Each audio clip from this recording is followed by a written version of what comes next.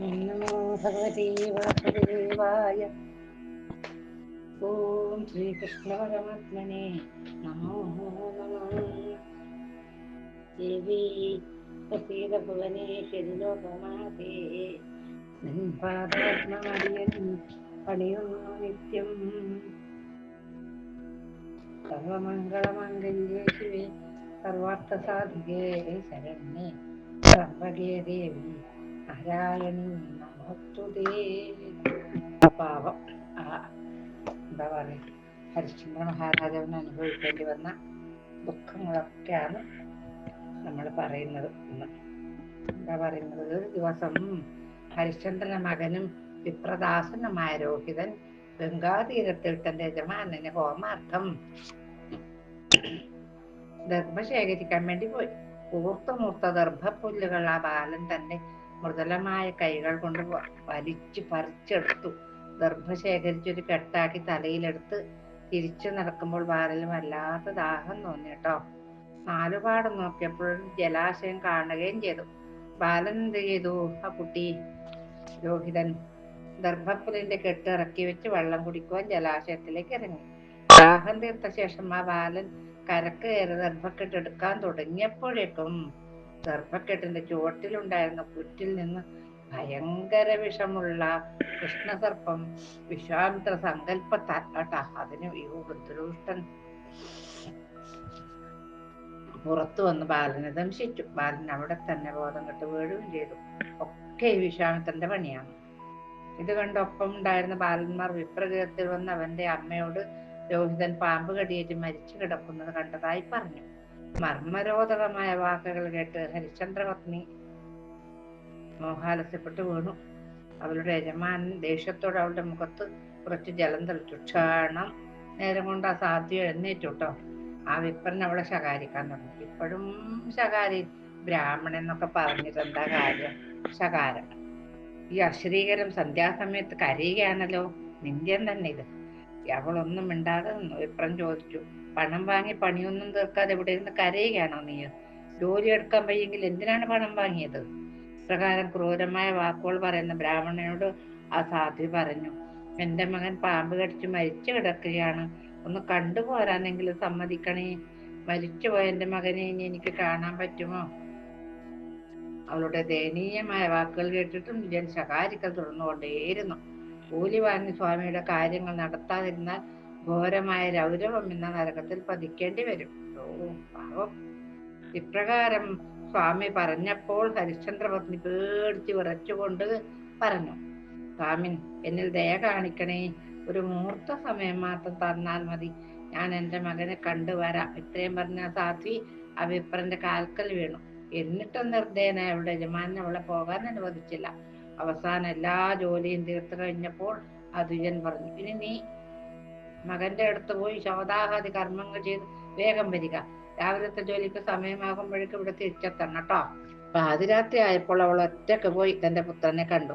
കാശി നഗരത്തിന് പുറത്തായി കാഷ്ടത്തിന്റെയും ദർഭയുടെയും മീതെയായി മരിച്ചു കിടക്കുന്ന തന്റെ മകനെ, ഓമനപുത്രനെ അവൾ കണ്ടു. അവൾ തേങ്ങി തേങ്ങി തേങ്ങി കരഞ്ഞുകൊണ്ട് പറഞ്ഞു, മകനെ, ഇതാ നിന്റെ അമ്മ വന്നിട്ടുണ്ട്, കണ്ണു തുറക്കൂ, വേഗം വരൂ മകനെ എന്നൊക്കെ പറഞ്ഞുകൊണ്ട് മകന്റെ അടുത്തെത്തി. മകനെ കണ്ടതും അവൾ ബാലന്റെ ശരീരത്തിലേക്ക് തന്നെ മൂർച്ഛിച്ചു വീഴുകയാണ് ഉണ്ടായത്. ഓർമ്മ വന്നപ്പോൾ മകനെ കെട്ടിപ്പിടിച്ച് തന്റെ പതിയോട് പറയുന്ന മാതിരി പറഞ്ഞു, ആ നാഥ, നമ്മുടെ മകൻ കിടക്കുന്നത് കണ്ടില്ലേ? പ്രാണനേക്കാൾ പ്രിയമുള്ള അങ്ങയുടെ മകൻ ഇതാ മരിച്ചു കിടക്കണു.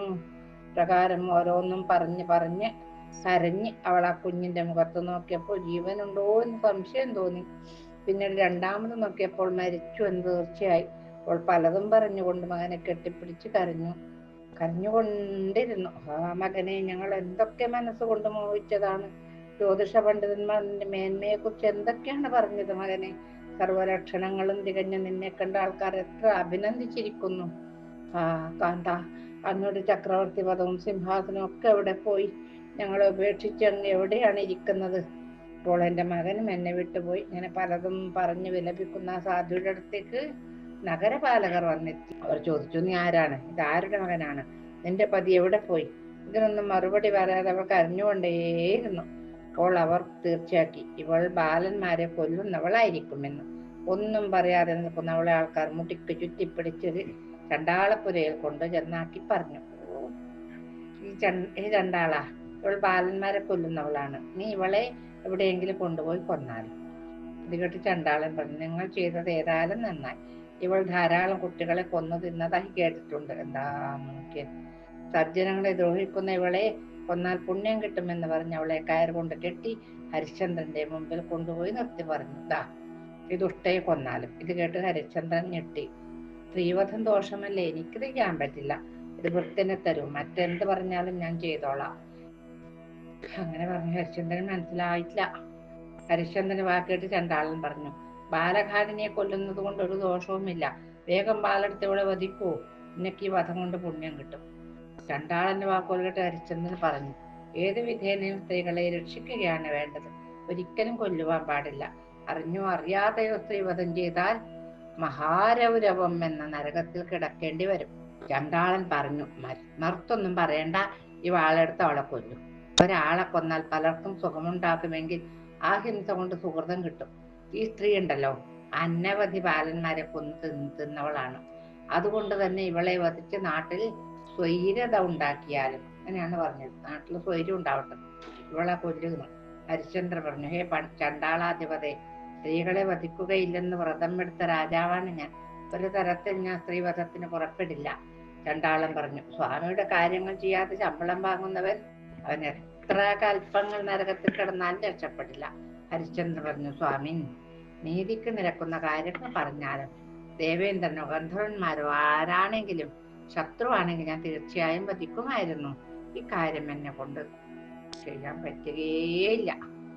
ഹരിശ്ചന്ദ്രന്റെ വാക്കുകൾ കേട്ട് രോഷാകുലനായ ചണ്ടാളൻ പറഞ്ഞു, ഭൃത്യന്മാർക്ക് യോജിച്ച സംസാരമാണോ ഇത്? ദാസനായി നിന്ന് യജമാനനെ പോലെ വർത്തമാനം പറയുകയോ? ഭൃത്യനായി നീ എന്റെ ആജ്ഞയെ കേട്ടാലും പാപഭീതി ഉണ്ടെങ്കിൽ നീ എന്തിനാണ് ചണ്ടാളൻ നിഗ്രഹത്തിൽ വൃത്യനായി ചെന്നത്? ലജ്ജയില്ലാത്തവനെ, ഇതാ വാള്, എടുത്ത് അവളുടെ തല അറുത്ത് മാറ്റുക എന്നും പറഞ്ഞ് ചണ്ടാളൻ വാളെടുത്ത് ഹരിശ്ചന്ദ്രന്റെ കയ്യിൽ കൊടുത്തു. ഇതൊരു കഷ്ടാന്ന് നോക്കിക്കോ. എന്തൊക്കെയാണ് അദ്ദേഹം അനുഭവിച്ചത്? ഈ സത്യം വിടൂലാന്നുള്ള ഒരൊറ്റ കാരണം കൊണ്ട്. അപ്പൊ സ്ത്രീവധത്തിന് ശക്തിയില്ലാതെ രാജാവ് തലതാഴ്ത്തിക്കൊണ്ട് രാജ്ഞിയോട് പ്രകാരം പറഞ്ഞു, ബാലേ, ഈ പാപയുടെ മുമ്പിൽ നീ ഇരിക്കുക. എന്റെ കൈ അതിന് അനുവദിക്കുമെങ്കിൽ നിന്റെ തല ഞാൻ ഛേദിക്കുന്നുണ്ട്. ഇത് പറഞ്ഞ് വാളോങ്ങി ഹരിശ്ചന്ദ്രൻ രാജ്ഞിയുടെ അടുത്തേക്ക് ചെന്നു. രണ്ടാൾക്കും തമ്മിൽ മനസ്സിലായതുമില്ല. ആരോട് അങ്ങനത്തെ രൂപം മാറിയില്ല രണ്ടുപേരും. രാജ്ഞി പറഞ്ഞു, ചണ്ടാളാ, മരിക്കുന്നതിന് മുമ്പേ ഞാനൊരു കാര്യം പറയട്ടെ. കാശിപുരിക്കടുത്ത് തന്നെ എന്റെ മകൻ മരിച്ചു കിടക്കുന്നുണ്ട്. ആ ശവം ഇവിടെ കൊണ്ടുവന്ന് സംസ്കാരം ചെയ്യുന്നത് വരെ എനിക്ക് സമയം തന്നാലും അത് കഴിഞ്ഞാൽ എന്റെ തല അങ്ങ് എടുത്തു കൊള്ളുക. ശരി എന്ന് പറഞ്ഞ് ശ്മശാന കാവൽക്കാരൻ അവളെ വിട്ടയച്ചു. വിഷം തട്ടി മരിച്ച മകനെ അത്യധികം സങ്കടത്തോടെ എടുത്തു കൊണ്ടുവന്ന് തുടലയിൽ വെച്ച് ഇപ്രകാരം സ്വാഗതമായി പറഞ്ഞു, രാജൻ, കൂട്ടുകാരുമായി കളിക്കാനായി പോയ അങ്ങയുടെ മകൻ വിഷദംശമേറ്റ് കിടക്കുന്നത് കണ്ടുവോ? ഈ സ്ത്രീയുടെ ഈ മട്ടിലുള്ള വിലാപം കേട്ട് രാജാവ് ആ ശവത്തെ മൂടിയ വസ്ത്രത്തിന്റെ മുഖഭാഗം തുറന്നു നോക്കി. കുറെ കാലമായി പിരിഞ്ഞ് ദുഃഖം അനുഭവിച്ച് ദേഹം ക്ഷീണിച്ച തന്റെ പത്നിയെ രാജാവ് തിരിച്ചറിഞ്ഞില്ല. ജടപിടിച്ച് ശ്മശാന ജോലി കൊണ്ട് ദേഹം മുഴുവൻ ചുക്കിച്ചുളിഞ്ഞ ഉണക്ക വൃക്ഷം പോലെ രാജാവിനെ രാജ്ഞി എങ്ങനെ അറിയണു? അവരും അറിഞ്ഞില്ല. പാമ്പിന്റെ വിഷം കൊണ്ട് മരിച്ച കുമാരനിൽ രാജലക്ഷണങ്ങൾ കണ്ട് രാജാവ് അത്ഭുതാധീനനായി. ഉയർന്ന നാസികയും സുന്ദരമായ മുഖവും വിരിഞ്ഞ മാറും ഉയർന്ന ചുമലുകളും നീണ്ട ബാഹുക്കളും ഇതൊക്കെയുള്ള ലക്ഷണങ്ങളൊത്ത കുമാരനെ കണ്ട് രാജാവ് തീർച്ചയാക്കി ഇത് രാജകുമാരൻ തന്നെയെന്ന്. അമ്മയുടെ അടുത്ത് കിടക്കുന്ന ബാലനെ ഒരു നിമിഷം രാജാവ് തന്റെ മകനെ ഓർത്തുപോയി. അദ്ദേഹം തന്നെത്താൻ പറഞ്ഞു, എന്റെ മകന് വല്ല ആപത്തും വന്ന് പെട്ടുവോ? ഭയങ്കരനായ കാലൻ ഇത്തരത്തിൽ എന്റെ കുഞ്ഞിനെ എടുത്തുവോ എന്നൊക്കെ ഓർത്ത് രാജാവ് ഒന്നും മിണ്ടാനാവാതെ നിന്നു. രാജാവിന് എന്തോ ഒരു സംശയം ആയിപ്പോയി. ഈ സമയം രാജ്ഞി ദുഃഖം സഹിക്കാതെ പറഞ്ഞു, ആ ബാല, ഇതാരുടെ ഗ്രഹപ്പിഴ കൊണ്ട് സംഭവിച്ചതാണ് മകനെ? എനിക്കറിയുന്നില്ലല്ലോ ഉണ്ണി. രാജൻ ഞങ്ങളെ ഇപ്രകാരം ദുഃഖിക്കാൻ വിട്ടിട്ട് അങ്ങ് എവിടെ പോയിരിക്കുകയാണ്? എന്ത് വിശ്വാസത്തിലാണ് അങ്ങ് ഞങ്ങളെ വിട്ടുപോയത്? എന്തൊക്കെ ദുഃഖങ്ങൾ അങ്ങക്ക് സഹിക്കേണ്ടി വന്നു? രാജ്യനാശം, സുഹൃത്യാഗം, ഭാര്യ, തനയ വിക്രയം. അല്ലയോ ഹരിശ്ചന്ദ്ര ഭൂപതേ, അങ്ങ് ഇതൊന്നും അറിയുന്നില്ലല്ലോ. രാജ്ഞിയുടെ കരച്ചിൽ കേട്ട സമയത്ത് രാജാവ് തന്റെ പത്നിയെയും പുത്രനെയും തിരിച്ചറിഞ്ഞു. രാജാവ് പറഞ്ഞു, എന്റെ പ്രിയപത്നിയും പുത്രനുമാണല്ലോ ഇത് ഈശ്വര. രാജ്ഞിക്കും ഈ നിൽക്കുന്ന തന്റെ പതിയാണെന്ന് മനസ്സിലായി. ദുഃഖാധിക്യം കൊണ്ട് ആ സാധ്യു മോഹാത്സ്യപ്പെട്ടു. ബോധം വീണപ്പോൾ രാജാവും രാജ്ഞിയും പരസ്പരം ഓരോന്നും പറഞ്ഞ് കരയാൻ തുടങ്ങി. രാജാവ് പറയുന്നു, ഈ സുന്ദരമായ മുഖം കണ്ടിട്ടും എന്റെ മനസ്സ് തകരാതിരിക്കുന്നത് എന്തുകൊണ്ടാണ്? എന്നാണ് അച്ഛാ എന്ന് വിളിച്ചുകൊണ്ട് എന്റെ മകൻ മടിയിൽ കയറിയിരിക്കുക? എന്റെ വസ്ത്രത്തിലും എന്റെ മടിയിലും എന്നാണ് ആ കാലിലെ പൊടി പറ്റുക? മകനെ നിന്നെ ലാളിച്ച് എനിക്ക് മതിയായില്ലല്ലോ ഉണ്ണി. നിന്റെ അച്ഛനാണ് ഞാൻ, നിന്നെ കച്ചവടം ചെയ്തവനാണ് ഞാൻ. ക്രൂരനായ വിധി എന്നിൽ നിന്നെല്ലാം തട്ടിയെടുത്തു. ഇതാ ഇപ്പോൾ വിഷം തീണ്ടിയ മകനും എന്റെ മകനും എന്റെ മുമ്പിൽ മരിച്ചു കിടക്കുന്നു. ദുഃഖമാകുന്ന ഘോര സർപ്പം എന്നെയും ദംശിച്ചിരിക്കുകയാണ്. അത് ദുഃഖമാകുന്ന സർപ്പം. രാജാവ് മകനെ നോക്കിക്കൊണ്ടിരിക്കെ വീണ്ടും മൂർച്ഛിതനായി നിലത്ത് വീണു. രാജാവിന്റെ ശബ്ദവും മറ്റും കേട്ടപ്പോൾ രാജ്ഞിക്ക് ഇത് ഹരിശ്ചന്ദ്ര രാജാവാണെന്ന് ഉറപ്പായി. സൗന്ദര്യത്തിന് മൂർത്തിരൂപമായ ഈ രാജാവിന് എന്താണ് സംഭവിച്ചത് ഈശ്വര? എങ്ങനെയാണ് ശ്മശാനത്തിൽ വന്നു പെട്ടത്? ഇങ്ങനെ ഓരോന്നും ആലോചിച്ച് രാജ്ഞിയും ബോധരഹിതയായി നിലംപതിച്ചു. രണ്ടാളും വാഴ വെട്ടിയിട്ടതുപോലെ അടവും ബലം വീണു. ബോധം തിരിച്ചു കിട്ടിയപ്പോൾ അവർ പറഞ്ഞു, ആ ദൈവമേ, നീ നിർദ്ദയം തന്നെ, നിനക്ക് ഒരു ദൈവവും ഇല്ലല്ലോ. ദേവതുല്യനായി ഈ രാജാവിനെ ചണ്ടാളനാക്കി തീർത്തുവല്ലോ. നാടും വീടും നഷ്ടപ്പെടുത്തി തന്റെ പത്നിയെയും പുത്രനെയും വിൽപ്പിക്കുകയും ചെയ്തു. ഇവിടെ പോയി ശത്രുവും ചാമരവും. ആര് വരുമ്പോൾ രാജാക്കന്മാരൊക്കെ ഭൃത്യന്മാരെ പോലെ പെരുമാറുന്നുവോ ആ രാജാവാണ് ഇവിടെ ശ്മശാന കാവൽക്കാരനായി ശവക്കൂമ്പാരങ്ങളുടെ നടുവിൽ നിൽക്കുന്നത്. ഇത്രയും പറഞ്ഞ സാധു രാജാവിന്റെ കഴുത്തിൽ കൈയിട്ട് കെട്ടിപ്പിടിച്ച് കരയാൻ തുടങ്ങി. അവൾ ചോദിച്ചു, ഇത് സത്യമാണോ സ്വപ്നമാണോ രാജൻ? ഇത് സത്യമാണെങ്കിൽ ധർമ്മത്തിന്റെ ഫലം എന്താണ്? അങ്ങയുടെ സത്യവും ബ്രാഹ്മണ പൂജയും ഒക്കെ വ്യർത്ഥമായി പോയോ? ധർമ്മത്തിനും അഹിംസയ്ക്കും എന്തർത്ഥമാണുള്ളത്? പത്നിയുടെ പരിദേവനം കേട്ട് രാജാവ് താൻ ചണ്ടാളനാവാനുണ്ടായ കാരണം പത്നിയെ അറിയിച്ചു. പുത്രന്റെ മരണവൃത്താന്തം പത്നിയും രാജാവിനോട് വിസ്തരിച്ചു പറഞ്ഞു. രാജാവ് തന്റെ മകനെ തൊട്ടും തലോടിയും ഇരുന്നു. കണ്ണിൽ നിന്ന് കണ്ണുനീർ ധാരധാരയെ ഒഴുകുന്നുണ്ടായിരുന്നു. ഇത്രയുമായപ്പോൾ പത്നി പറഞ്ഞു, അങ്ങ് എന്റെ തല അറുത്ത് മാറ്റിക്കൊള്ളൂ. അങ്ങയുടെ സ്വാമിയുടെ ആജ്ഞ പാലിച്ചു കൊള്ളുക, സത്യവിരോധം വരാതിരിക്കട്ടെ. അപ്പൊ രാജാവ് പറയണു, പ്രിയേ, ഇത്രയും ക്രൂരമായ വാക്കുകൾ എങ്ങനെ പറയുവാൻ സാധിക്കുന്നു? പറയുവാൻ കൂടി കഴിയാത്ത കാര്യം പ്രവർത്തിക്കുന്നത് എങ്ങനെ? രാജ്ഞി പറഞ്ഞു, ഞാൻ പരാശക്തിയെയും ബ്രാഹ്മണന്മാരെയും പൂജിച്ചിട്ടുണ്ട്. അടുത്ത ജന്മത്തിലും അങ്ങ് തന്നെ എന്റെ പതിയായി വരും. രാജാവ് ഇത് കേട്ട ഉടനെ വീണ്ടും മോഹാലസ്യപ്പെട്ടു. പിന്നീട് മകന്റെ മുഖത്ത് ചുംബിച്ചുകൊണ്ട് പറഞ്ഞു, പ്രിയേ, വളരെ കാലം ഈ ക്ലേശം അനുഭവിച്ച് ജീവിക്കാൻ വയ്യ. ചണ്ടാളന്റെ സമ്മതം കൂടാതെ തീയിൽ ചാടി മരിക്കാനും സാധ്യമല്ല. അങ്ങനെ ചെയ്താൽ അടുത്ത ജന്മത്തിൽ ഞാൻ ചണ്ടാളന്റെ ഭക്തനായി കഴിയേണ്ടി വരും. ഘോരമായ രൗരവ നരകത്തിൽ പതിക്കാനും ഇടയാകും. വംശം നിലനിർത്താൻ വേണ്ടിയാണ് യാഗം ചെയ്ത് പുത്രനെ സമ്പാദിച്ചത്. ആ പുത്രൻ താൻ മരിച്ചു കിടക്കുന്നു. ദൈവമേ, ഞാൻ സ്വതന്ത്രനല്ലല്ലോ. എങ്ങനെയാണ് ഞാൻ എന്റെ പ്രാണനെ ത്യജിക്കുക? പുത്രദുഃഖത്തിന് സമമായ ദുഃഖം അസുപത്രവനത്തിലും വൈതരണിയിലുമില്ല. പുത്രനെ ദഹിപ്പിക്കുമ്പോൾ ഞാനും ആ ചിതയിൽ ചാടി ജീവൻ ത്യജിക്കും. സുന്ദരി, നീ എന്റെ തെറ്റ് ക്ഷമിക്കണമേ. പ്രിയേ, ഞാനൊരു കാര്യം പറയാം. മറുത്തൊന്നും ഇങ്ങോട്ട് പറയണ്ട. നീ വിപ്രഗൃഹത്തിലേക്ക് തന്നെ പോകുക. ഗുരുപൂജ, ദാനധർമ്മങ്ങൾ എന്നിവ ഞാൻ ചെയ്തിട്ടുണ്ടെങ്കിൽ പരലോകത്തിൽ നിന്നോടും പുത്രനോടുമൊപ്പം ജീവിക്കുക തന്നെ ചെയ്യും. നേരം പോക്കിനായാലും ഞാൻ എന്തെങ്കിലും തെറ്റ് നിന്നോട് ചെയ്തിട്ടുണ്ടെങ്കിൽ നീ ക്ഷമിക്കണം. രാജ്ഞിയാണെന്ന അഹങ്കാരത്താൽ ആ ബ്രാഹ്മണനെ വെറുക്കരുത്.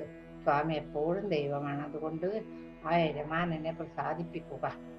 രാജ്ഞി പറയുന്നു, രാജർഷേ, ഞാനും ഈ തീയിൽ ചാടി മരിക്കും. അത് ഉറപ്പ് തന്നെ. സ്വർഗവും നരകവും അങ്ങയോടൊപ്പം തന്നെ അനുഭവിക്കും. എന്നാൽ അങ്ങനെ തന്നെ ആവട്ടെ എന്ന് ഹരിശ്ചന്ദ്ര രാജാവും പറഞ്ഞു.